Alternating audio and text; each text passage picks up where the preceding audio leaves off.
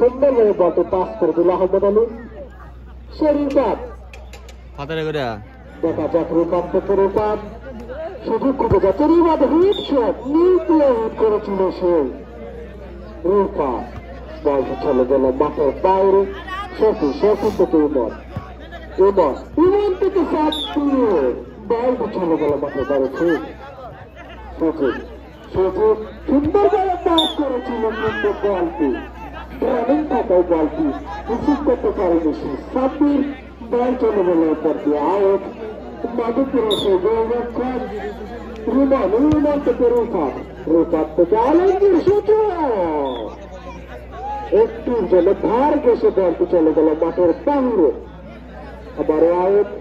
দেখা যাক গোলরক্ষক শফি তার কাছে পাঠাবে আলো রবি থেকে সাথে বাসি কল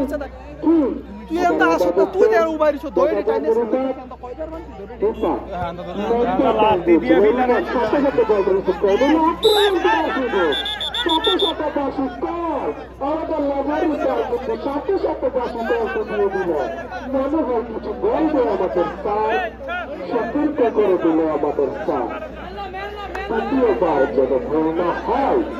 খুব সুন্দর খেলা হচ্ছে কিন্তু আজকের মাঠে।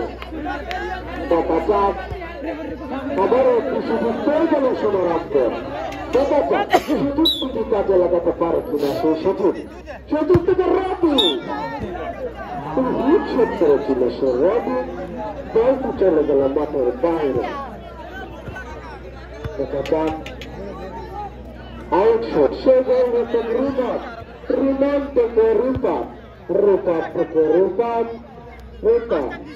এখনো সে রূপাত থেকে আরেক রূপাত লম্বা শব্দতে গোল করতে গেছে। শব্দ কিন্তু সে গোলরক্ষক, সে অভিজ্ঞ গোলরক্ষক।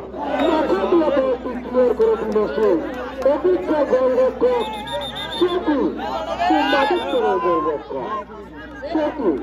যেখানে টুর্নামেন্ট বিভিন্ন জায়গায় টুর্নামেন্টে ফাইনালে কিন্তু সেই শফিকে দেখা যায়। অভিজ্ঞ গোলরক্ষক শফি থেকে রবি থেকে সুন্দরভাবে কিন্তু আটক করেছিল সাব্বির। বারবার কিন্তু সুযোগ করতে সেই সাব্বির। দেখা যাক শেষ পর্যন্ত কে হয় জয়। আজকে কিন্তু জয় হবে আমাদের সেমিফাইনালে উঠে যাবে সরাসরি। দেখা যাক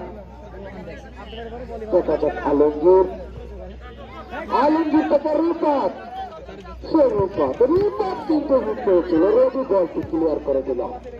দেখা যাক আহমেদ আলী থেকে রূপাত